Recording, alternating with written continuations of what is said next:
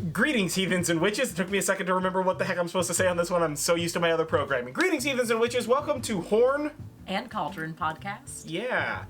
So I'm Jon Norgrove. This is Julie Norgrove, husband Hello. and wife superhero team extraordinaire, or whatever. Teaching witchcraft by night? Yeah. And then, not by day. We would like to, though. Give us money. Yeah.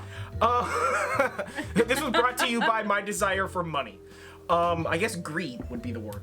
Anywho, it is Yule. Literally today, both as we are recording this after work because we ran out of time. Not as organized as I would like to be over the weekend. We just don't have time in the weekends for that kind of stuff. But, it's happening anyway, so whatever. Yeah. And technically this will be out on the first day of Yule as well. So this is Yule 101, a brief look at history, practices, and traditions. So let's start with a definition for Yule. I didn't look up a definition. You have a laptop. I do have. It's weird recording something where I've got like a laptop in front of me. It's not She's new to a bunch of this stuff, guys. Don't worry about it. No, that's the word correspondences. Yeah, because you doubted my. She's just looking at pornography, guys. Yule-based sexy Santa pornographies. So Yule, as according to Oxford Language Dictionary, is an archaic term for Christmas. Okay, so wow, we all know that that's not right. If you're here, that is, you probably know. If you're here, you know that is probably not super accurate. That's fine. I figured that Yule was gonna be an awful definition, so Merriam-Webster I tricked her, guys. is don't worry. not as good either. It's the Feast of the Nativity of Jesus Christ, Christmas. Well, that doesn't sound right at all. Anywho, what are the dates that Yule runs from? So this is 2020, if you're listening to this in a far distant future where there have been a Yule. But what are the Yule dates? So Yule itself typically takes place on the winter solstice. Yes, of course. Which is the shortest day of the year, the longest night of the year. You could also call it midwinter, which is way cooler than saying winter solstice. Midwinter? I'm really into the term midwinter. But mid-darkness. different types of faiths practice Yule and its celebrations at different times. So there were times and certain places where they celebrated Yule 3 days after the solstice. And that's primarily because if you think about a time before, like an analog clock, basically. Yeah. You knew that the days were getting shorter and the nights were getting longer, but you didn't know exactly when that happened. Are you telling me that ancient Vikings or ancient Germanic people or ancient pagan people didn't have the ability to detect the decay of isotopes to within thousandths and millionths of a second perfectly time every moment of their lives? Because listen, if I didn't have perfect timing every moment of my life, well, honestly, I would be my life because I have no internal sense of time. But... So, yes, they understood how to tell time, and yes, they knew the dates, and they knew the cycles of the sun as well as the cycles of the moon. Mm-hmm. So, in some cultures, Yule was practiced in regards to the moon. So sometimes it had to do with the first full moon after the winter solstice. But really, celebrating Yule on the winter solstice is like a modern thing because now we know exactly when it's going to be. Yeah, sure. Whereas before we had to kind of figure it out. But there's also some beliefs that celebrate Yule for several days, and they'll call it Yuletide or even Christmastide. Yeah, is something that and the Yuletide generally goes from the winter solstice until the turn of the new year, right? Or whenever the heck you want. Or whenever you want it to stop. There's not really a rhyme or reason for that. Yeah, see, and this is going to bring us into the first section that we want to talk about. So this is a brief introduction with us. We want to talk about our personal history and practices and some 2020 adaptations. And we're going to go over these sort of briefly, and then we're going to offer more at the end of the podcast. So stick around for more 2020 Yule adaptations. Because no family, no friends, no happiness. But the good thing is everything that we're going to talk about can help you with your own Yule celebration. Precisely. Whether or not you're doing it on Yule, because that's really the thing that we want to talk about a lot with our own magical practices is that just because it happens, just because it's attached to a date, doesn't mean it has to happen on that date. Yeah. There's no Yule police looking and going, oh, it's 12:01. It's no longer the winter solstice. You're done. I mean, a belsnickel might hit you with a stick or some shit, but Yule police, they aren't. It's more like weird goblins that broke into your house and hit you with a stick because you're like a day late. Who cares? Yeah.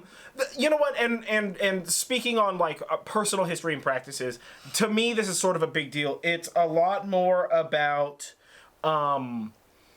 intent than it is about like an over-exaggeration of hyper-precision. And of course, this is all to me. Everything in this podcast should be taken with a grain of salt and a shot of penicillin, because we're just two assholes with some laptops and a camera. We are not experts. We are also not doctors. We're also not doctors. But maybe witch doctors. Maybe we're witch doctors. I'm vaguely shamanistic. That we could makes be witch sense. doctors. I got a lot of we're not chicken bones. We're not regular doctors. Like we're not my medical chicken bones. doctors. No, I'm not a medical doctor. Nor are we initialed sort of experts in what it is that we're doing. Or anything. We're not initial experts in fucking shit, and that's important, right? Because it's okay to not be an expert, but to still help and to educate and to share, which is what the point of this podcast is. But no, for me, it's one of those things where like, okay, today's Yule. If your job won't allow you to practice your true faith or your belief system, or if you're just busy on today and you couldn't take the day off or accomplish whatever, it's okay to do it the next day. Yeah. Right? It's okay to whatever. I look at Yuletide, and it has always been to me like the winter solstice through to the new year. Yeah. Right? So it's always been the like 2 weeks of Christmas, New Year's is the like Yuletide, Christmas tide season, you know, and so you kind of fit things in where you can, and that's vaguely important. As an aside, speaking on our practices, we had to cull one of our roosters. He was getting out of hand with some of the hens, and we obviously don't want our hens to get hurt. And we did that yesterday. But, you know, we did it with the necessary pomp and circumstance for Yule simply because of the opportunity we were given, as depressing as that opportunity is. He was a very beautiful rooster, but... and we had raised him since he was a chick. He was one of our first, like... He was the direct progenitor of our first generation rooster. Of, like, home backyard things, and we were hoping that he was going to be good, but you know what? When you have a breed that's known to be aggressive... Yeah, and he was just too aggressive, and we don't want him to hurt our hens, and when we saw that yesterday, when Julie went out to the chicken coop and was dealing with the chicken coop stuff, she came back inside and was like, "Hey, you know, one of the hens is like acting super scared and is like a little overly pecked at and whatever." And we know that the rooster's been getting a little bit more aggressive, and that was sort of like the straw that broke the camel's back, to put it in that fashion. And so, you know, we had to make that decision, and it was sort of easier to do it yesterday when like we have the day off of work than like today when like I worked a whole ass job.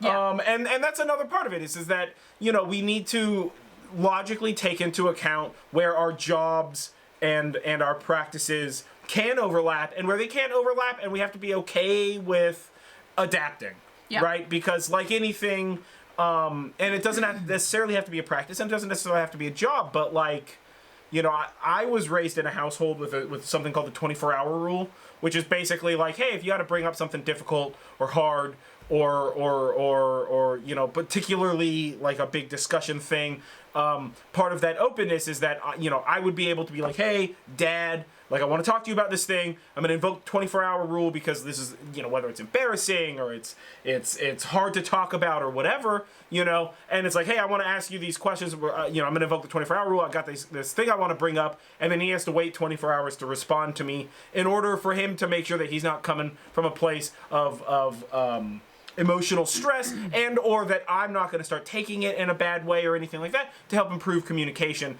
And it's this idea, and obviously there are things that need to be taken care of right away. This isn't what I'm saying, but it's the idea that like nothing is so bad that it has to be. Most shit could wait like 24 hours and you would totally still be fine. You know, I'm like, without regard for like medical injuries, obviously, or like paying bills and shit. Like, be a responsible adult, right? Or in my example, marry a responsible adult. Oh no, that's putting a lot of pressure on me now. But I have an agenda and beer. She has a whole bunch of history. So I like, we need to understand the dynamic here. I'm messy, crazy shaman man, and she's like organized and like pays shit on time, because I have no, again, internal sense of time. But again, that's part of it, right? Is that freedom of practice and that idea that we don't need to live in as structured a manner as people would like us to think that we need to. And there's a lot of people out there that, say for your magical practices that you have to do it this specific way and it needs to be these tools and these items. And speaking as someone who's a very experienced practitioner, you don't need that. You first of all should be doing what you want, as opposed to something that like somebody else told you should do. But you don't need to feel like you have to get naked and light a candle and try and usher your animals out of the room and meditate for an hour and then do a 30-minute ritual with all of these different things and then do this and then do that. Like, you don't need to do that stuff if you don't want to do that if stuff. you want to, though, it's good. Yes, if you want to do that, go ahead. Go for it. Yeah. But the thing that we really want to get across is that you can make your magical practices your own. Looking at what other people are doing is a fantastic starting point. It really is. But I generally recommend that when you're looking at trying to figure out what to do, you look at several different sources so that you can take the most important pieces and incorporate those into what it is that you actually want to do. Yeah. No, I think that's exactly what it is. Is that the best laid plans of mice and men are often go awry. So like we have to like accept the fact and be okay with and adapt to modern circumstances. And like for us, and this is moving into 2020 adaptations, we literally, for the 3 years that we've lived here, we have all 8 blots. Yeah, we usually do all the sabbats or blots. Sabbats, blots. Depending on what language you want to speak about it. We do all the witchy stuff. Yeah, we do all 8 rituals. People over with friends and with family, and I mean sometimes we have. Sometimes it's just like the 2 of us and Dad, or sometimes it's like, we've got, 15 people out there and it's a bunch of friends. And we've also had times where we've had friends be like, hey, I got this other friend and they're like into this witchy stuff, but they're sort of like they don't really know how they feel about it and all this. And it's like, all right, well, come to one of our blots. We are the 2 of us, different denominations. That's a bad way to say that, but we practice slightly differently, and we've adapted it so that way we can still keep our individual practices, but we can work together in a practical fashion. Yeah. And the people that come to our events, some of them are pagan, and some of them are Norse, and some of them are just like Catholics that are supportive and friends and family of ours, and it's an open thing. And for us, that's the important part, is that communal openness. But we even have a couple of atheists that come. Actually, we do have a few atheists who come and just show up to like hang out and have friends, and they participate, and they're not assholes about anything. They're reverent when reverent times are required, and we always make it clear like what our intent is. We're not. Like, I don't believe in trying to, like, rope people into shit or anything like that. And that's an important part. But before we digress and I babble for ages, let's move into our first real topic that isn't about me. I know, tears, right, guys? F's in the chats for not being about Jonathan. God King Xerxes.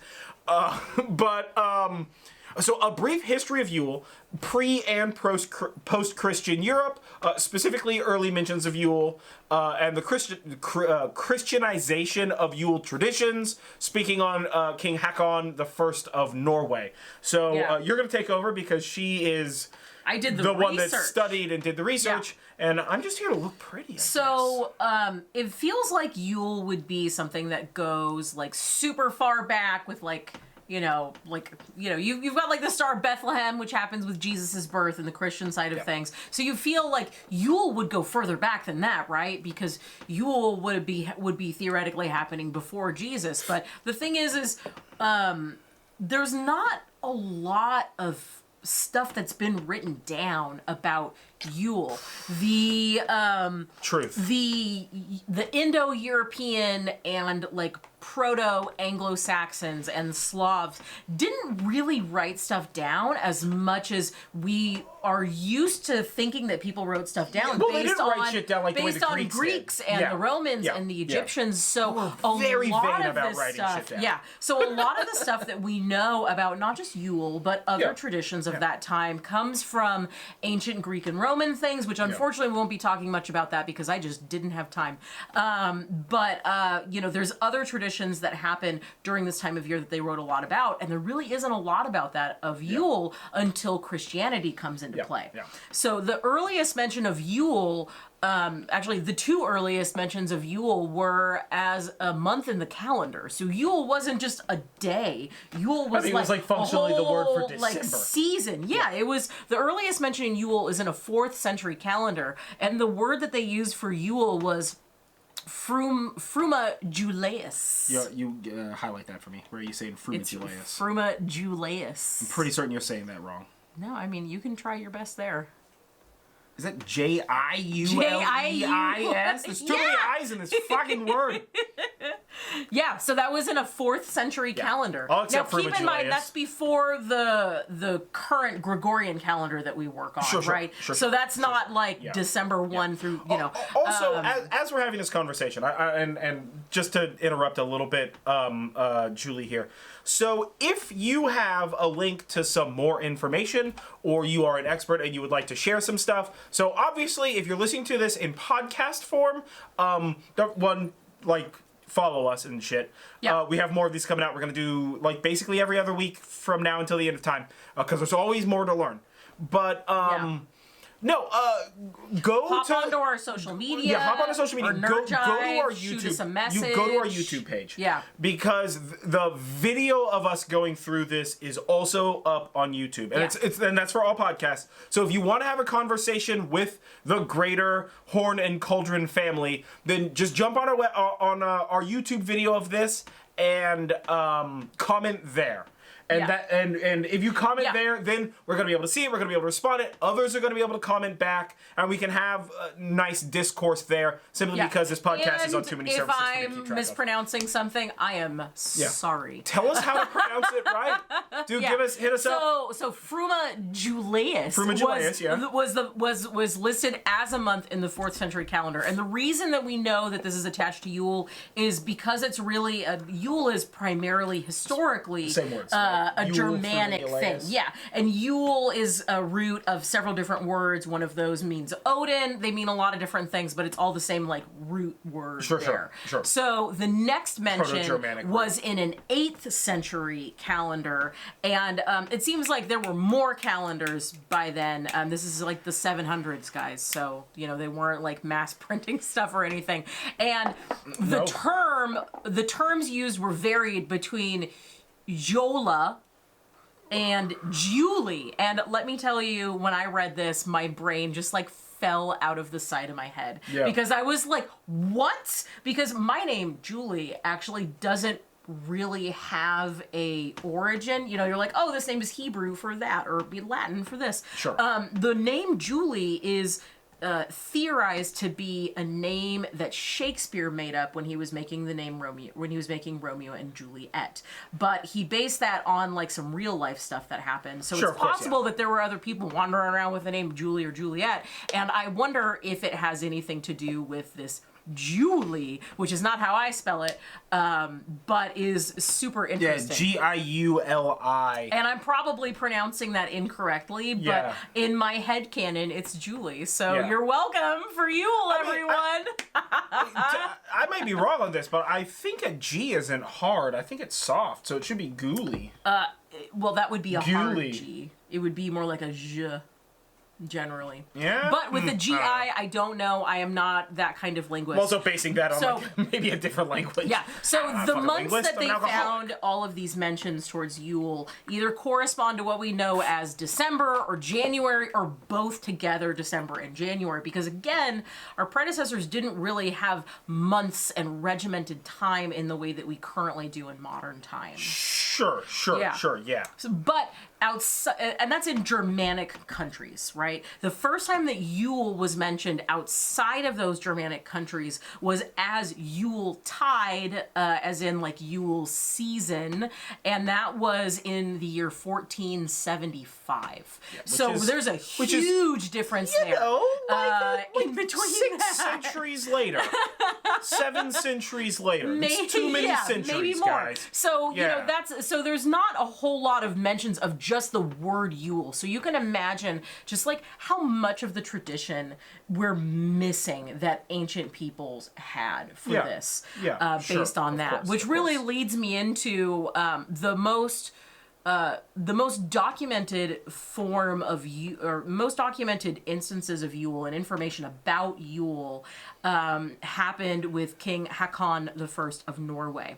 And he ruled Norway from the years 934 to 961. So we're looking like of over 1,000 years ago.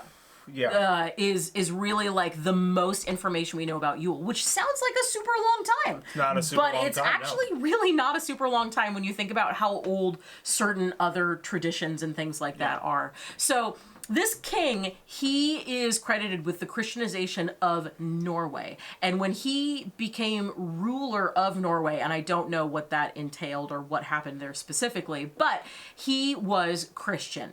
But the land that he was basically going to go rule was heathen. So he primarily hid or really downplayed his Christian ideals so that he could fit in and get help and buy-in from the chieftains, because at the time Norway was ruled primarily by a chieftain-like society, but there were kings who ruled over them in like a feudal state. Yeah. Sure. It's a tiered feudal system. And you know, I mean, like, this has been the case more than just in this instance, where within, like, the king may have had a faith that was different than the people's. Yeah, which right? And then he just pushes it. Yeah, and then he just pushes it in true kingly fashion. So eventually, he passed a law decreeing that Yule celebrations had to happen around the same time as Christmas. And at the time there, Yule was typically celebrated 3 nights after the solstice. So you can see that he kind of like made it so that Yule was maybe a little bit pushed back, depending on when the solstice would happen, obviously. Now, in addition to this decreeing that it had to happen at the same time as Christmas, this is he also said that everyone was to have ale for the celebration with a measure of grain, or else pay fines, and had to keep the holiday while the ale lasted. That was his decree. So if you didn't have your holiday, and you didn't have your beer, and you didn't have your grain, you had to celebrate Yuletide until the beer ran out. Which is a really interesting thing to tell someone to do. You're forcing somebody to, like, participate in Yule because they didn't bring whatever it was that he said they should have brought. I thought that was hilarious. I mean, could you imagine if you signed up for a potluck and you're like, I'll bring the cornbread, and then you don't, and they're like, okay, so listen, you got to make a bunch of cornbread, and then all you can eat is cornbread until you're out of cornbread. And you're like, well, that's... Guys, the oven wasn't, and they're like, it's the king decreed is such, I don't know, it's on you now. Now, so that's funny, right? That is pretty funny. What's interesting about this is this is from an author who wrote a book called Heimskringla, The History of the Kings of Norway. It was translated. The guy who wrote it was Emily Hollander, and in his book about this particular king and the Yule celebration, he says that it was ancient custom that when the sacrifice was to be made, all farmers were to come to the heathen temple and bring with them the food that they needed while the feast lasted. So not just food for the feast, but everything that they would need for the whole time, kind of indicating that they were pretty much going to like spend the whole time at the temple doing the feasting and partying stuff. So that's awesome. Yeah, at this feast, all were to take part of the drinking of ale. It was also typical that people back then would drink ale from the same cup, and it would just be filled as it went along, and that's 2020. Don't do that. It's horrifying as a mask-wearing 2020 person. Don't do it! Yeah. So... 2021 maybe. So they also sacrifice all kinds of livestock in connection with this, which sounds super sad, but I mean, if you're thinking about it, you're thinking that you have to feed a whole temple's worth of people, which would generally be an outpost. So that's somewhere between, say, 15 and 500 people. Yeah. You know? So you would be so you would have to, like, eat a lot of animals to feed all of these people for this celebration. And it is unclear how long the celebration went, because of the, you know, the variety of things that are happening there in places. Hello, leave Finn alone. Hey, lay down. Come on. What are you doing? Finn, you're fine. Don't engage Hella. Our dogs are like, they're talking and doing something. Yeah, Hella is like, I want food or to play with Finn, and that's a loud kind of a thing, so we're not because they like dog wrestle. Yeah. So, yeah, there was a lot of livestock that they sacrificed in connection with it, including horses, which was primarily not for the food, although they would eat horse back in ancient Germanic times, because, I mean... Listen, if you're hungry, you're gonna eat a fucking horse. Yeah, like you're gonna eat what you've got. No question. And all of the blood from the animals had a specific name and a specific vessel that it would go into. Sure. And this is all the animals. And what they would do is they would take this blood and put it and like dip twigs that they had kind of like fanned out. Like if you've ever seen that stuff about like, this is how you make like a toothbrush out of a twig, like that, but on a larger scale. Yeah. And then they would sprinkle the blood everywhere. Yeah. All over the pedestals of the idols of the temple. Which like anointing. And they would sprinkle it on the walls of the temple, both on the inside and on the outside. And they also would sprinkle the men with the blood. Now, it is... it isn't mentioned specifically, but they probably also would sprinkle some of the women at least with the blood. Yeah, probably the ones who are in the right position or something to that extent. Who are in the right position. Yeah. Or, and now this is more of a Germanic custom, but it is possible that this extended as far to the Pagan Anglo-Saxons, who had a primarily female-centric ritual, and that may be borrowed from them or bled over to them. It's kind of tough to tell. So they like sprinkled that blood everywhere. Yeah. Now the meat was all I mean, if you got blood, sprinkle it, right? I guess, blood right? Be sprinkling. Blood bay. Yeah. Blood bay. What is he doing this one? Sprinkler. If you're watching the podcast, I'm doing the sprinkler. Subscribe to us on YouTube. Yeah. Well, so hold on.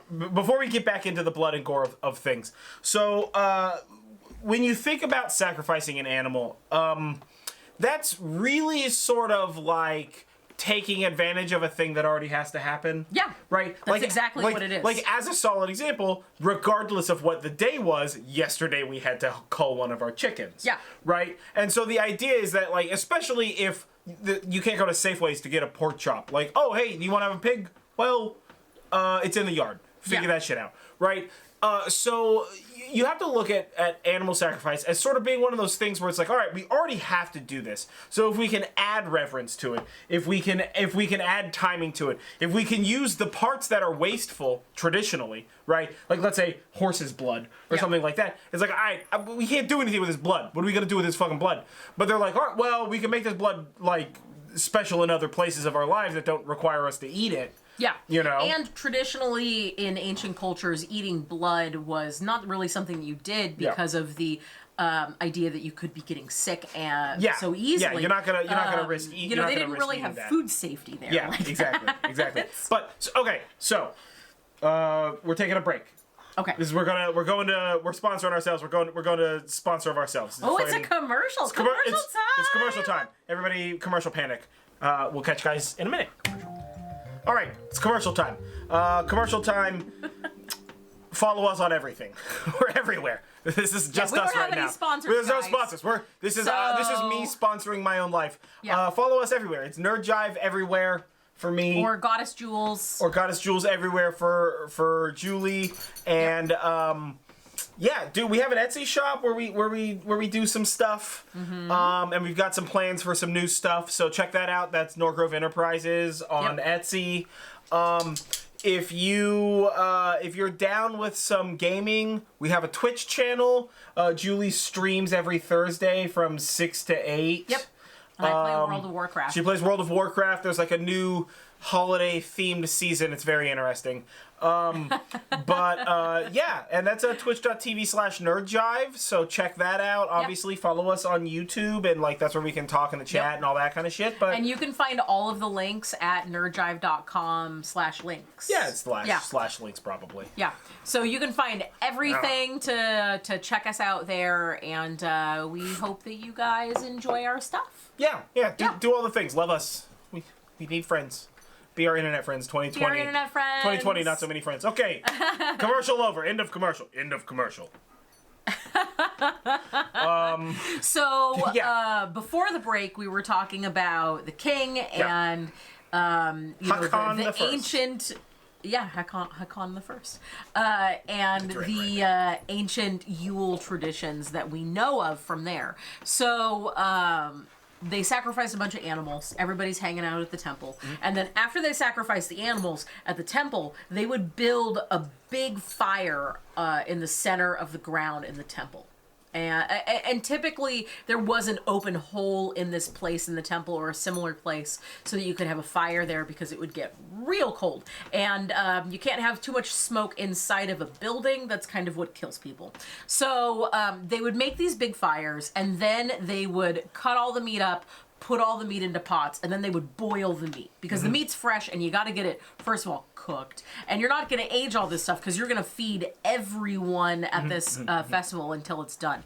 And as the food is cooking, they would essentially start the first round of toasts, because toasts were a really important part of this as well.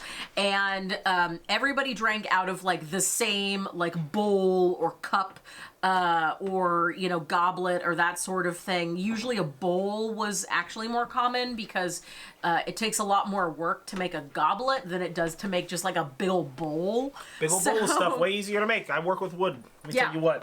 So they would have ale in the like communal bowl, and it would be passed or in like a circle around the fire. So it's a little bit like drink pass. Yeah. And, drink pass. And the first person would be the person who like made the feast, like the preparer of the feast would get the bowl first, and then after that it would go to the chieftain. Yeah. Which is a really interesting delineation because you would think that it would normally go to like the most important guy, but really in this the most important guy is the cook. Is the one who's making your food, like right? King's king, but I'm pretty certain that they can't make enough food for 500 fucking people. Yeah. So the first toasts after that would be, because there was lots of toasting. When you get drunk people in a situation where they're going to toast, you get a lot of toasts. Yeah, you got to really control that So the first toast would be to Odin. And then the second toast was made jointly to Njordir, the father of Freyr and Freya, as well as Freyr. So they put Njordir and Freyr as the same thing for the same toast. Njordir. Yeah. And then the Njordir next toast after that, the third toast, would be to the king. And then after that, it would be to departed kinsfolk, and then whatever else. Yeah. So Yule was very much a celebration of those who came before and good tidings and communal and familial connections. And when you think about this from a historical standpoint, right? Okay, so the darkest day of the year, the whatever the heck, the longest night of the year, the shortest day of the year, the winter solstice, whatever you want to call it, right? Theoretically, that's like the dead center of winter. Yeah. Right? So you're sort of at that point in time where it's only getting better, right? And you can kind of take stock of what we have and how we can survive and how we can work together. And especially in like some of these incredibly northern Germanic countries where you're dealing with a lot of inclement weather and such like that. I mean, it's one of those things where it's like, hey, we made it halfway through. It's only getting better from here. Like, let's celebrate because also it's the middle of the year. Like, it's no longer like volumetrically reasonable to be continuing to deplete whatever other stocks you have to feed an animal that you may butcher and be able to serve over the course of a month or a month and a half or 2 months, right? Which is going to take you into like late winter, early spring sort of seasonality where you're going to start getting some stuff back. So there's sort of like a logical balance and connection there, you know, and obviously like if you have the community celebrate at like sort of the darkest of times, then they bond together in that darkness, and there's less chance of somebody getting squirrely. Yeah, there's some other, speaking of getting squirrely, you know? That was a nice segue for me. There's some other things that Yule is connected to, which are also fascinating and interesting in that, coming from a modern time, we know a lot more about cabin fever, which is a very real thing that happens, and what happens to people when cabin fever sets in. So other things... You lived through 2020. You know what that's like. So other things that were connected to Yule, particularly in ancient Germanic things, is the wild hunt. So the wild hunt, for lack of a better term, and this is Wikipedia's term and I love it, is a ghostly procession in the sky. So the wild hunt is something that people would quote unquote see in the sky. And this is generally... and people would see this in different ways in different places. So I'm going to go hyper generalized here. So you've got your prey, and they are running wildly away from their pursuers, which are wanting to kill them. Sometimes this was Odin and people against Odin, a variety of different things you would find there. Sometimes this was a stag running away from hunters. You know, there were other gods that were used as an aspect of this, but it was also tied to increased supernatural activity. So, you know, maybe you're living in an old place, a bunch of people have died there. Much more chance that you're going to notice a ghost when you're inside, stuck in the house the whole time, right? It was also tied to the Draugr, which were Norse zombies. The Draugr. The Draugr? Yeah. So, Draugr. Like, basically the whites from Game of Thrones. I mean, vaguely. Yeah. Now, as well as the more interesting piece there is fairy abductions. And people... Stop stealing fairies, guys. They're nice people. So, I mean, when you look at what a fairy abduction is, because the Norse pantheon also had the fae folk, but they represented a different type of being, really, than, like, the Celtic fae folk and what we would know modernly as fairies. So, a fairy abduction in most modern lore is either for children or something along those lines. But back in ancient Norse times, the fae, they would abduct people just because like they felt like it, or because they felt like they had been slighted. And in the way that you think about this, when you think about like what cabin fever looks like, is sometimes when cabin fever sets in, people will want to just walk out into the woods. They'll just walk off into the snow. They'll just walk off into the snow. Fucking ghost. Never to be seen again. So that was a thing. You know, or a corpse to be found in the in a fucking grove of trees somewhere in the middle of bloody nowhere. Just like coming out of the frost. And similar to fairy abductions, were that there's not a term for this, but the idea that when someone saw the ghostly hunt, they essentially decided to go and participate in the ghostly hunt, and they would then die. And you can really see that not so much in the realm of cabin fever, but when you think about like an ancient civilization like that, when times are hard and food is scarce and you don't have as much diversity in your diet, it's really easy to die from malnutrition or from the cold or for a variety of other ailments, particularly during the winter time. And that would essentially be seen as them like taking part in the wild hunt or, something like that. So it's a really interesting piece that sort of ties in there, and you can see what we know as science melding with what we know comes from folklore and magical traditions and all of that other stuff too. It's understanding the past. It's understanding the past. Okay, so that's we're into kingly stuff. So now we've vaguely... we sort of transitioned without you talking about doing smoothly the thing. transitioned, but we've transitioned... It was a money transition. It was an Adam Ragusa level transition. Yeah. Guys, the best damn transition. So we're talking about other ancient Yule traditions, specifically German, Pagan, and Anglo-Saxon. Yeah, so we've already really talked about the Germanic stuff because Yule is really very Germanic in its origin. thing. And a lot of the stuff that we just talked about were common Germanic sort of traditions. Now, other celebrations that may have fed into this or joined with it or mutated into it or were similar to it in specifically Europe in Pagan Anglo-Saxon. Pagan Anglo-Saxon In Paglo traditions, they had Modern Yule, which was celebrated on Christmas Eve, although that would have been after the Christianization of England and thereabouts. So prior to that, it probably happened much closer to the winter solstice than on Christmas Eve or a specific number of days afterwards. Or, and this is probably most likely, that it took place on the full or new moon after the solstice, because of the way that the pagan Anglo-Saxons revered the moon and really paid attention to that lunar cycle. And Modern Yule was really focused on fertility and on mother figures. So on the Anglo-Saxon side of things, you can see this a lot in modern Celtic Wicca and witchcraft, where you're really revering the mother figure. This is when the mother gives birth to the sun god, the baby, the horned god. This is when the Holly King defeats the Oak King.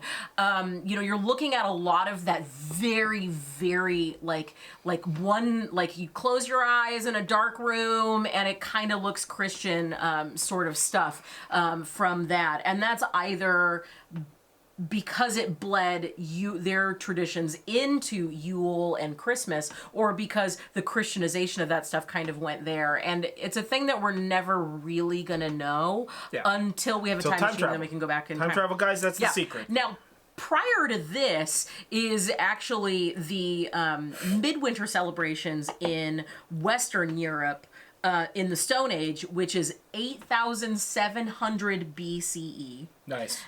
To 2000 BCE. So we're talking before or during when the pyramids were built in Egypt. And in the Bronze Age, which is 3200 BCE to 600 AD, which is also just like a huge swath there. So, when all that... That's a weird selection to use BCE and AD. It would be BCE and then CE. It would be, yes. That's just how I wrote it down. Okay. Very crazy. So midwinter celebrations in the Stone and in the Bronze Ages were largely focused on really like three pieces here. They're focused on their ancestors and how to commune with their ancestors and honoring those that have gone before them. I mean, what else are you going to do when it's dark and all you have is beer? You're just going to like sit at home and drink and think about your family that have died or something like that. And also give them thanks because it's also the dead that you would look at. So not just your family, but those, that have come before you, as well as the sun god. So again, we're looking at that theme of birth, we're looking at that theme of rebirth, we're looking at the sun coming back out. So you can really see where that progression kind of like tracks with that. And in other parts of the world, there were also those who worshiped the sun during this time of year as being reborn in a variety of different traditions. And we'll hopefully talk about that in future podcasts. We don't really know when. We'll figure that out. Now, the thing about all of this history is that, it's easy to say, like, well, I want an answer. I want to know, like, we do a lot of Reddit. And, there's a lot of people in Reddit that, particularly in the heathen and witchcraft type communities, that want to know, like, okay, well, I want to do what the ancient Norse were doing or the ancient Celts were doing. I want to do the thing that the people were doing thousands of years ago before Christianization. And the thing about that is we don't know. It's especially prominent in the Norse side of things, too. Yeah, a lot of it's hearsay. A lot of it is guessing. A lot of it is looking at second, third, or like fourth level, like fourth iteration sort of texts, you know, or oh, this king wrote about this ancient Norse tradition, but he's like 1,400 years later. So what the fuck does he know? Yeah. Kind of a thing. And some people, there's two answers for this, right? Some people look at that as an opportunity to turn inward and find what they feel like they want to do, right? With observation to traditionalism and the like, and sort of create what feels right to them, right? And that's sort of what I do, right? Yeah. I study and I read up on stuff constantly, you know, but I know that there are gaps in the history, and I know that there are other belief systems that I agree with this part, or I like this, or what have you, and my faith is sort of structured in the like teachings that I've learned as I've studied a bunch of different traditions, and I'm constantly studying new traditions. And then, of course, the other option is to become very singular in the stuff that we do know, right? And you know, both directions are equally good. And to really focus in on, like, okay, we know that these are the things that did or did not happen, and so I'm going to observe these traditions that we know, and when we find new ones, I'm going to observe these new ones. And until then, I'm just going to do these things because these are just the things that we know historically. And that's the thing with a lot of these, is that you sort of have to choose which path you want to take. Yeah. And of course, you can just change paths however you choose. And whenever you choose. Yeah, and whenever you choose. But, you know, you want to find the thing that fits you and then move forward from there. But yeah, so while we're speaking really, on modern like stuff, the whole TLDR of what current Yule celebrations are is they're really comprised of three categories of things. What we actually know about ancient Yule customs, and there's so little, but that is one of the things there. And then what we think ancient people's customs would be based on other non-Yule stuff that we know from other sources. And what we're guessing that they would have done based on other types of things. A surprising amount of anthropological evidence in terms of what ancient cultures would do is gleaned from the sales records of merchants. Yeah, well, which is fascinating. That's awesome. Me. That's awesome. Yeah. So and then the last category is borrowing from other cultures and religions, borrowing and blending. So there's a lot of places that you can take that stuff, and there's a lot that you can really sort of infer. And the thing is there's really no reason that you can't just create your own stuff. Yeah, you can 100% create your own traditions, right? Yeah. I mean, like, if you have a tradition of watching a TV movie or a TV show on Christmas, that shit's not ancient. We just invented that. It's that easy, and right? I mean, we were all alive for when Elf came and was just like, hey, guess what? Tradition. Yeah. And you're like, God and damn it, was Will like, Ferrell. Will It's Ferrell, so good. You're such a genius. Yeah. You know, and that's just like, that's like a Christmas tradition movie for a ton of people. Or everybody was like, Will Ferrell, I hate you because of this movie. Yeah, like, I guess. Those people are wrong. Yeah. It's okay to be wrong. Yeah, Elf is great. Yeah. But, no, yeah, and obviously there are a bunch of other traditions, and, you know, I mean, we're going to talk about Yule, every Yule. There's a bunch that we didn't talk about, like...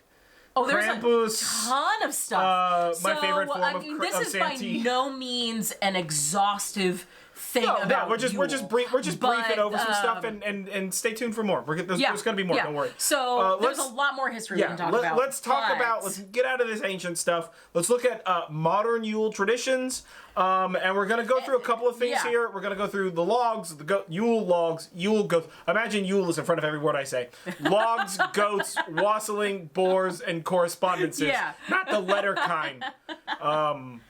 But also maybe the letter kind. Who knows? The letter kind. Maybe that's part of your thing. So let's do Yule. Let's go. So when we say modern, a lot of these things that he just listed off are not really necessarally modern. Wow, modern is in like quotations, but when you're looking at it, as we talked about some stuff that's as old as like the year 300, like CE. Yeah. You know, we're looking at a huge swath of time there. So we say modern in parentheses because most people think of modern as like 20th or 21st century. Yeah. Which is anything above like the 16th or the 17th to me is modern, but what the fuck ever. So the Yule log is one of the most common pieces Yeah. here. And the Yule log, its origin, no one knows. Yeah. Now, lots of people have theorized and guessed where it came from and what it means. But again, if you think back to what we were just talking about with the history of all this stuff and kind of building and using that as our foundation to understand like where these things came from, it's probably because people had really big fires. And it's the darkest night of the year and also the longest night. So you would need to have a log that burned for a longer time, as well as it rebirth, being the rebirth of the sun. Yep. So now the first clear mention of the Yule log is in the 16th century, so the 1500s, right around, like really not too far along from the time as when they first mentioned the word Yuletide outside of the Germanic countries. Mm-hmm. So this very well could have come from the Germanic side of things. And what you did with the Yule log is as varied as, well, really everything else. Much like other things, there is not a clear-cut black and white answer. Do what you want, dog. Don't worry about it. So the Yule log is often burned on either the singular day that you are celebrating Yule, on Christmas Eve, or on the night that you start your Yule traditions. And some customs call for the Yule log to be burned perpetually until it's ash. So the Yule log is generally a big piece of wood. It's a big friggin' log. Yeah. Now, there are some Slavic countries who they like drag a log through the town square and then light that log on fire in the middle of the town square, and then that's the Yule log. I mean, I feel like that's just called arson. It's just like a big old tree. But like, what if arson? Christmas time. So if it's a larger log and you probably have a harsher winter, it's probably more common that you do it, Yule for more than one day. It's probably more common for you to let it go until it's burned to ash. Yeah. But a more modern side of that is to save a piece of the Yule log. And again, it's unclear when that really started, but if you're saving a piece of the Yule log for the next year, when that year happens, you take your old Yule log wood carcass, and then you add your new Yule log together, you make that fire, and then you let it burn all night, and then once the fire goes out, you usually let it go out naturally as opposed to dousing the fire, which you generally don't want to do because you're kind of using this fire to invoke or evoke the birth of the sun, and then you keep the remnants for the next year. Be smart about your Yule log. Don't make too much Yule log. Now, in Victorian times, they paired the Yule log also with a series of candles. So you would usually get a Yule log or block or clog, depending on where you lived. You just called it something different. Mm-hmm. And you also got a candle for each person that would be at your home. Mm-hmm. And each person, so you would light the Yule log, and then each person would light a candle off of the Yule log. As they light the candle, they make a wish. They distribute the candles amongst the room. The purpose being to try and make it as bright as possible so as to make it like daytime out inside with the candlelight. And then everybody has a wish, and then they hang out and they drink and they tell ghost stories. Apparently were really common during Yule also, and that may be part of where Dickens got the idea for A Christmas Carol, because once Victorian times happened, people got pretty interested in death. So that's kind of where the Yule log thing is. And then the dessert, the Yule log, is really based off of that, obviously. Yeah. So the next thing that we talk about is the Yule goat. Now, the Yule goat is commonly attributed to Thor and is referenced by his chariot that's drawn by two goats, who I could not begin to pronounce that name. Can you do those? Well, that's Tansgrisnir and fucking hell. Yeah. Tagnos. I saw that and was like, I typed that out. I didn't even type it. I copied it because I didn't even want to type it. Yeah. I'm not great with that, man. The Yule goats are actually predated by this to Indo-European and Proto-Slavic beliefs by several hundred years, and with practices that are relating again to the sun god and the rebirth of the sun and the magical properties of the last sheaf of grain that was bundled, because you knew that the harvest was going to be hard and the last sheaf of grain is not only like, oh my gosh, I hope we don't get to this, but also like, I'm going to hang on to this and I'm going to make this decorative so that the sun god will bless us and, we'll be able to get through this winter. And the Proto-Slavic sun god was called Devak or Dazbog, and he was symbolized by a white goat. Now, in these areas where this god was worshipped, they also have a festival that's similar to Yule. It's called Kuliada, and I'm probably pronouncing that terribly wrong. I'm so sorry. Now, these festivals typically always, even now, have a man who is dressed as a goat who demands offerings in the form of presents. Doesn't that sound like somewhere between Santa Claus and Krampus? Yeah. Yeah. Interesting. I don't know that they're tied together, but it's a fun coincidence. Now, in some Scandinavian countries, they also had a Yule goat that was like an idol. So some places didn't do a Yule goat at all, nothing at all. And some places had like an idol that looked like a Yule goat, and it would be carved out of wood or made out of clay or grain. It was more common for it to be wood or grain because you could burn that at a later festival. And a popular prank, well, first of all, when you had the Yule goat, he was kind of like Elf on the Shelf. And he was there to make sure that all of the preparations for Yule and Yuletide were done properly. Yeah. And it evolved into there being a prank in some Scandinavian countries where you would have the Yule goat and then you would have to try to hide the Yule goat in your neighbor or friend's house, because back then you were very tied to the people who lived right next to you. Yeah. Without them knowing. And if they caught you trying to hide the goat, you had to take it back and then you had to try to hide it in somebody else's house the next year. Now, if they didn't catch you hiding the goat, then they would later find the goat, and then they had to also try to hide it in someone else's house. And so the cycle continues. Hilarious. In modern times, the Yule goat really is just like an ornament. We've got one behind us. They just look cool. We're probably going to burn it when it comes to probably Easter. Or something along those lines. And sometimes people do this thing called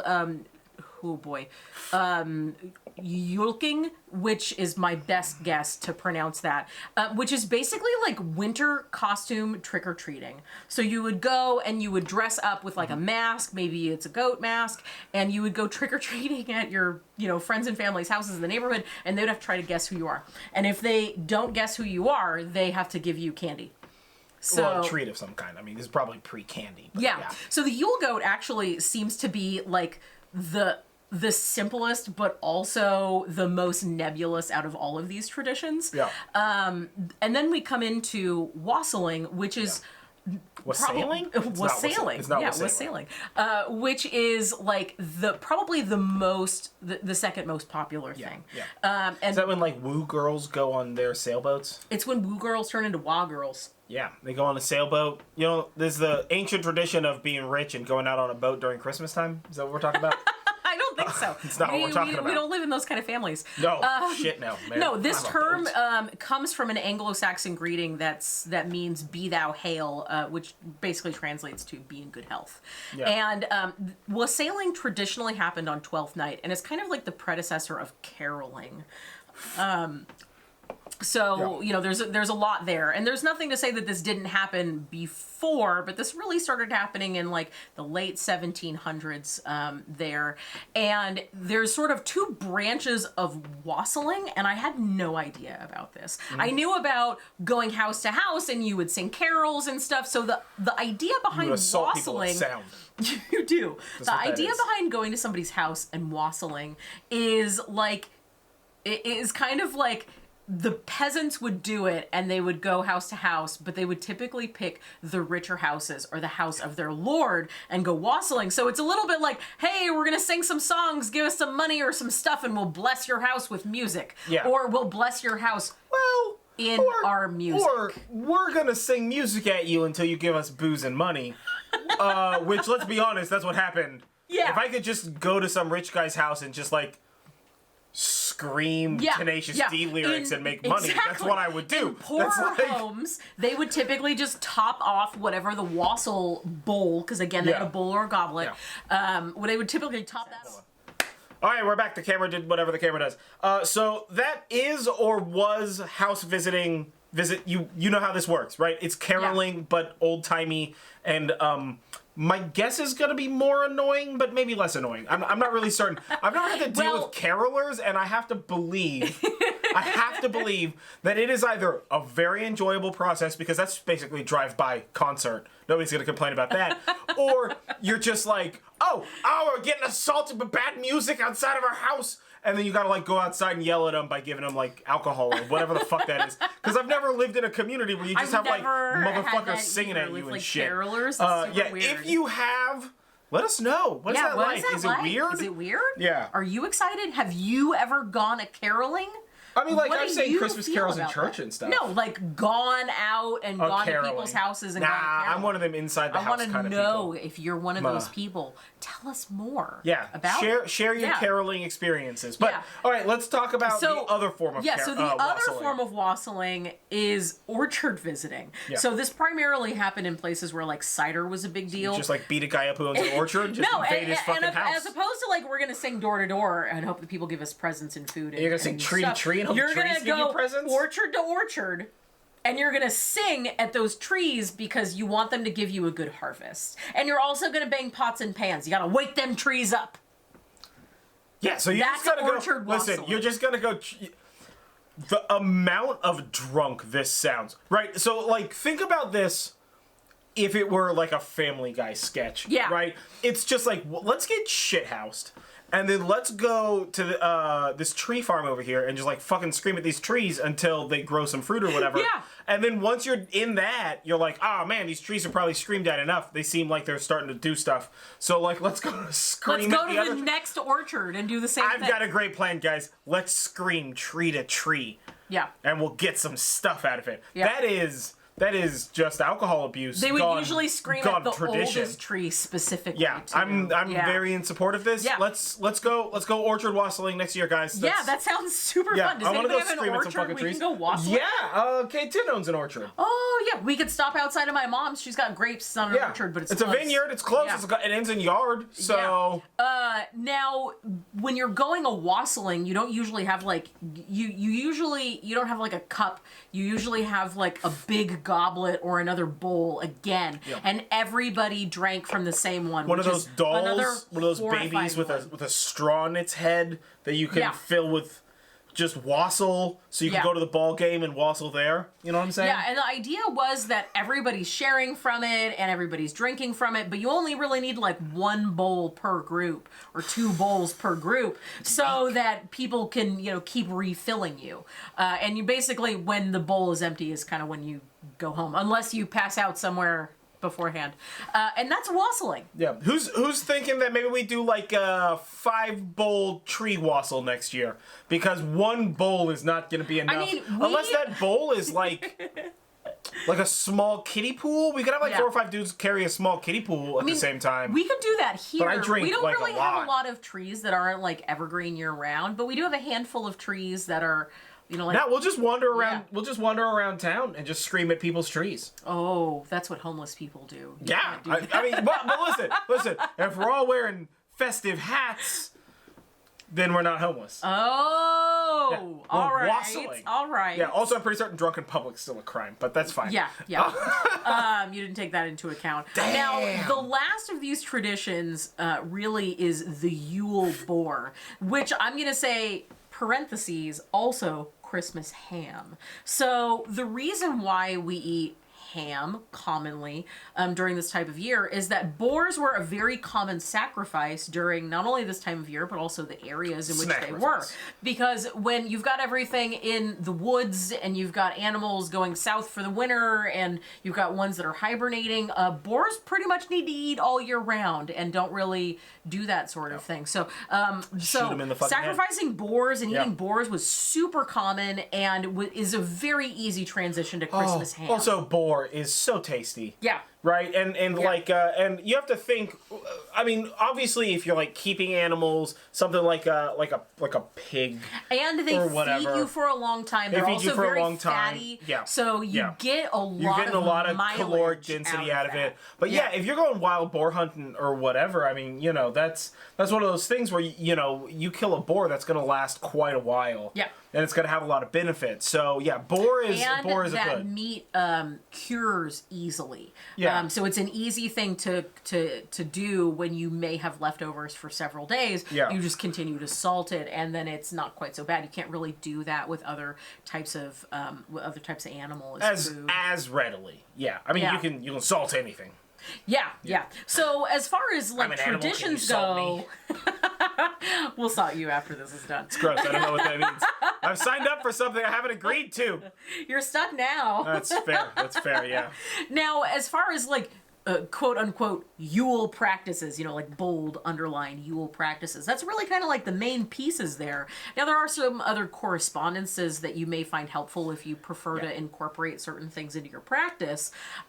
So some Yule correspondences, and these are just like a list, so I'm just going to kind of like run Yeah, we're just going to these. power through this list. So we got animals. So bear, even though they hibernate for the Bears, winter, yeah. are fairly common. Deer, and particularly stags or reindeer, you're looking for those horns. Again, kind of tying into like the horned god there. That's what our tree's decorated in. It's just horns. It's just horns. They're fake horns. We just bought. Yeah, these are very tiny. We just bought tiny antler ornaments. That's all our tree is antler ornaments. We do have dried orange segments that we just have not put up. We keep forgetting to put up there. They're very pretty, and we just keep forgetting. And you know what? Maybe they'll make it on there before Christmas. Maybe they won't. Maybe. As well as squirrels, because squirrels are actually still pretty active during midwinter because they are hoarding as much food as they can. Or if you live where we are, they're trying to drop bay nuts on your head because they want to play a game. All day long for months now, you just vaguely hear shit assaulting the roof of your house because the squirrels are just like, I need this nut to crack. I'm just going to throw it at this fucker's house. And if it doesn't crack, they go down, they pick it up, and they get it again. Yeah, but and they sometimes just keep doing the it, dude. squirrels specifically try to drop it on you because they have a sense of humor. And also, these squirrels are huge, so maybe they're just trying to like assert their dominance. Dicks. Yeah, it's fine. Whatever. Colors: red, green, gold, white. You can see those in the colors of the season: the reds, the greens, the golds, the whites. You can see it in Christmas colors. Yeah. So, yeah. If you're so particularly inclined, you could certainly do blue and white. I mean, really, you could use any colors there that you want to that are part of the greater, like, holiday time pantheon that you can find wrapping paper colors in. Yeah. And lights. Single-colored lights, dude. That's the sauce. Yeah. As far as stones and crystals, bloodstone is a big one. Bloodstone is combines... Stone made out of blood. It's like a briefcase full of guts, but way more pressure to make it. You put like this much guts in a briefcase, but like to get blood into a stone, you gotta like compress it. Yeah, you gotta compress it. It's like turning something into a diamond. Yeah, you gotta push it. You gotta push it real good. Push it. That's the best reference that you've done all night. Yeah, hey, there you go. So bloodstone is basically one stone that has those colors, those Christmas colors, the red and the green, like married together. And then clear quartz. Clear quartz, good for literally everything. So it's an all year round rock. It is, but it also looks a little bit like icicles. Yeah. Now, that being said, don't feel like you need to go buy some bloodstone or some quartz. Like, if you find a particularly pretty rock and you think, you know what, this rock makes me think of Yule or Christmas, or this is just a really cool rock, like that rock? and I like Fuck with it. rocks. Like, do that rock. Yeah. There's no reason that you need to spend a bunch of money on crystals. And that being said, there's also no problem with spending a bunch of money on crystals. It's whatever your budget is. It's a real problem, man. I buy every time a place is like, we got rocks. I'm like, God damn it. Okay, man, let me buy some rocks. What kind of rocks you got? I love buying rocks. Especially those places where they're like, here's a bag, fill it with rocks. I'm just like, oh my gosh. Yeah. You fool! You know how many rocks I can fit in this bag? Yeah. Oh, yeah. Then you're like, I give it one more rock in this bag, and the guy's just like, this is... You cubed out a fucking leather sack, and the guy's like, you're just like, I guess. Asshole, but fine. I guess. You're like, I'm getting paid minimum wage. Boom! $14.99. Like, what if I fill my pocket instead of this bag? Is that okay, Mr. Sir? What size bag can I get? Yeah. Oh, totally. Get a bigger bag. Yeah. So herbs. You're looking at all those herbs that feel Christmassy. So you're looking at bay, cinnamon, clove, frankincense, holly, ivy, mistletoe, myrrh, oak, orange. Yes, I'm considering that an herb. Pine cones, poinsettias, rosemary, mint, and literally any and all evergreen. Yeah, she just means plants, by the way, guys. The word she's looking for is plants. Yeah, it's fine. Yeah. Also apples, which Yeah, leads me into food. So there are generally traditional foods that you eat. Yule foods. Yule foods. And I mean, really, you can kind of like look at what's like common to eat like after Thanksgiving, like before Easter. And that kind of like accounts for that. So that's apple anything. Apple anything. Still looking at squash. You're looking at a lot of dried fruits. Eggnog, you're looking at winter greens like salads, anything that's spiced, so spiced cookies, spiced breads, ham we just talked about, also other spiced meats. It's not uncommon to have a heavily spiced sausage, during this time. Think about what you would have if you were only living off of the land, and that's really what you're looking at in terms of a seasonal food specific to Yule. And of course, sweets, as many sweets as you can fit in your face hole. I recommend a lot of sweets, guys. A lot of sweets. Yeah. Yeah. And then lastly, there's some deities that you can look at too, depending on where you want to take your practice. So you're really looking at the mother figures and the sun gods and the gods of having like a good time and a party. Yeah, you're looking at like mom gods and like star gods Aphrodite, and like party gods. And you're looking at Bacchus and Baldur and Brigid and the crone, Demeter, Dionysus, Gaia, the Green Man, Hell, because You're of really the connection to the dead. doing this alphabetically and not by sect. Helios, it's making my the eyeballs horned hurt. god, Ishtar, Isis, Lugh, the Oak King, Odin, Ra, Sol, like literally the sun, and from there you can kind of like take bits and pieces of what we talked about today, and you can kind of like put it into whatever you want your tradition to be. Like, yeah, we didn't give you a ritual, but that's fine. You don't necessarily need a ritual unless you want a ritual. Yeah. And if you do want that, just Google it. Yeah. And look at, I recommend to invoke the rule of 3 here. So look at 3 different things before you decide what things you're going to cut and paste and do. Do a little research, look it up, but also be okay with the fact that like if you write some shit right now that you're like super vibing on, and you like this is the thing that I want to do for Yule this year, or for whatever seasonal blot or whatever.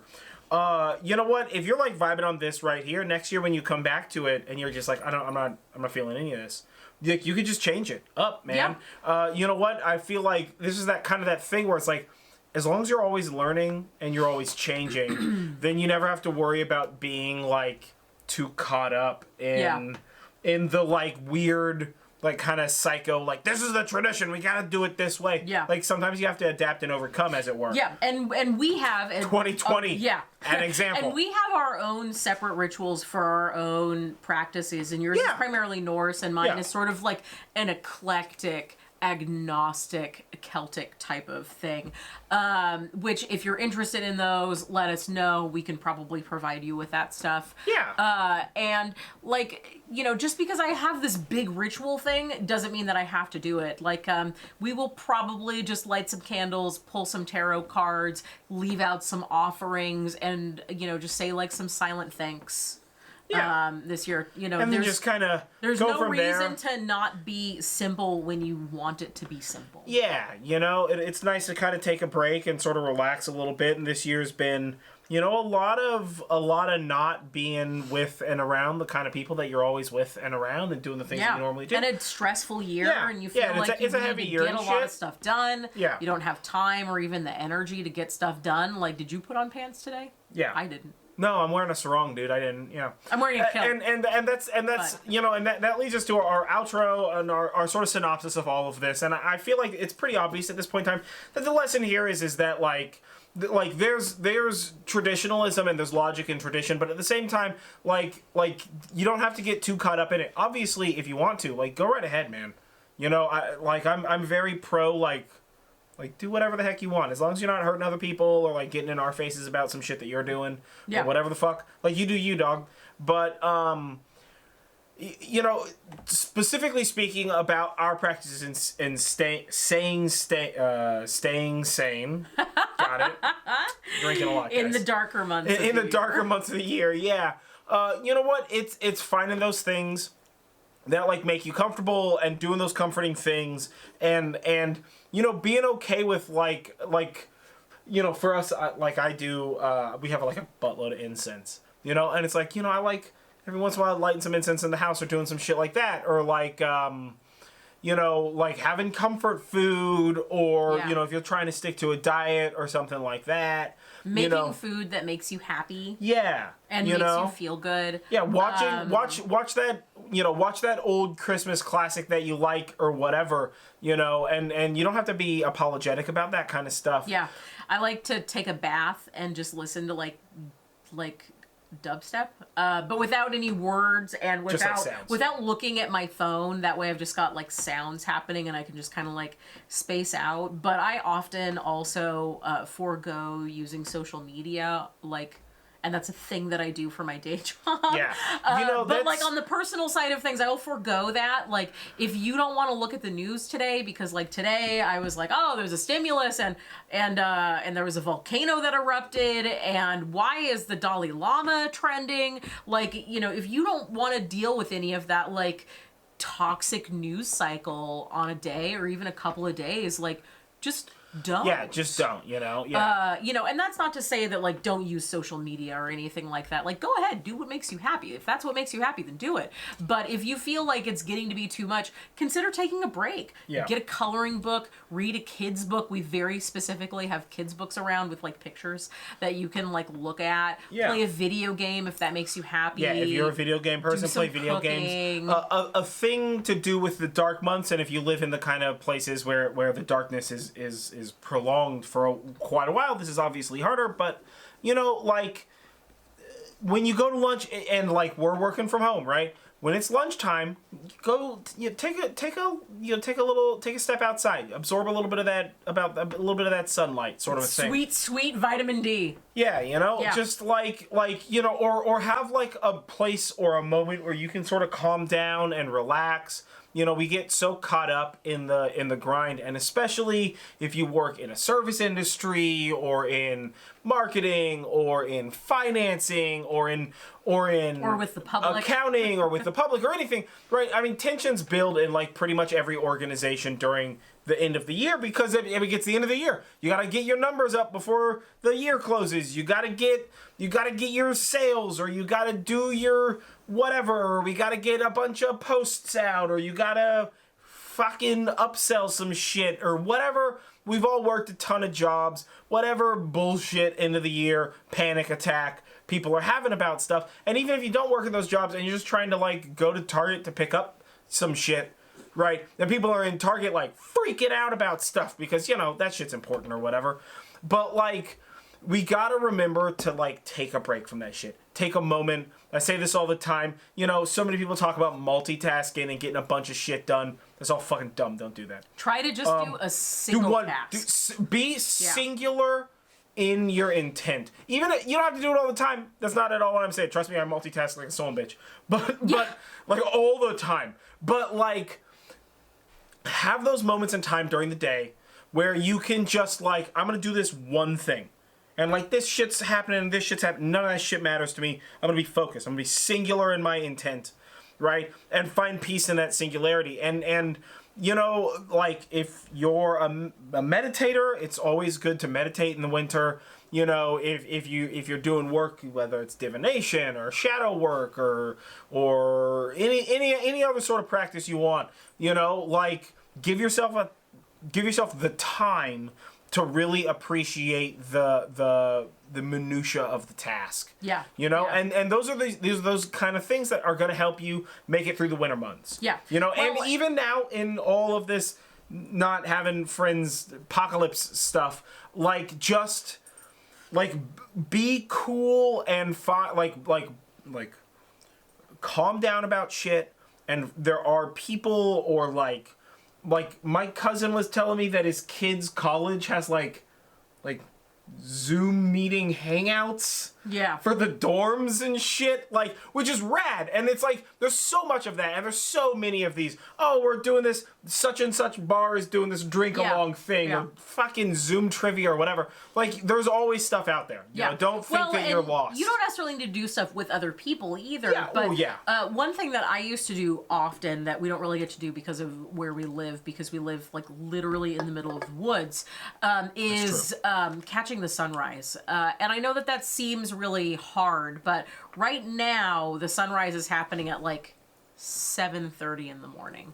So if you can, I would recommend to get up a little bit, like 15 or 20 minutes before the sunrise, and put on some warm clothes and go outside and watch the sunrise. You can bring a mug of coffee, you can wear your slippers, like nobody's judging you or checking on you. But I always found that the sunrise to me was like a little bit more important and special than a sunset is, because I've had jobs where I've worked very early in the morning and very late at night and stuff, and I'm generally an early morning kind of riser. Like, I get up when the sun rises. Doesn't matter what time that is. I get up at dawn all year round. And I always felt like sunrises were like made just for me.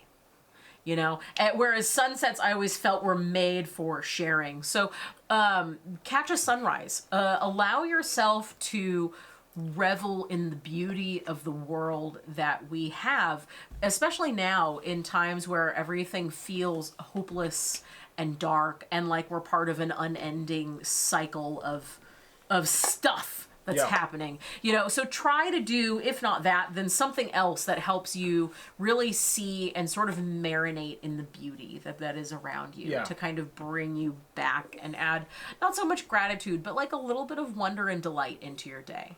Yeah, you know, find the things that make you happy and stick with them. That's really the secret there. But we've digressed for enough. We've taken up enough of your time. Much longer than we had anticipated. Longer than we intended. That's okay.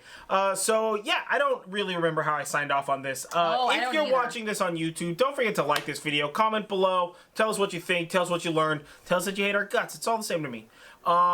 If you're watching us on our other podcast channels, make sure that you subscribe to us. Yeah, follow us on YouTube. That's going to be where everything happens fastest. Check out nerdjive.com/links for a full view of where you can find this podcast, all of our other stuff.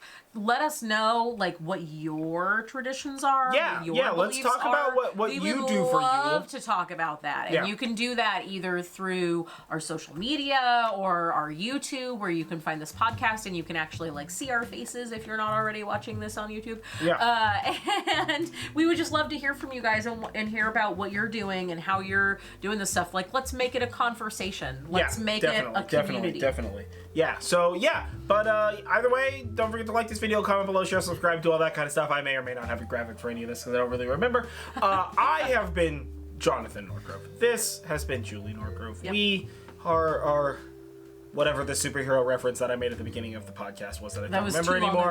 It was too long ago. I don't care.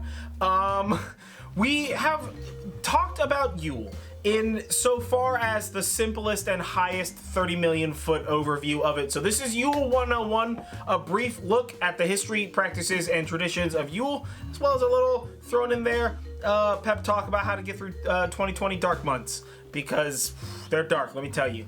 But either way, this has been the Horn and Cauldron podcast, and we will catch you guys next time. So stay frosty, I guess. Yeah, stay frosty. Right? I don't know what that's from. We don't have a tagline for this yet. I don't. I forgot about that. So stay frosty.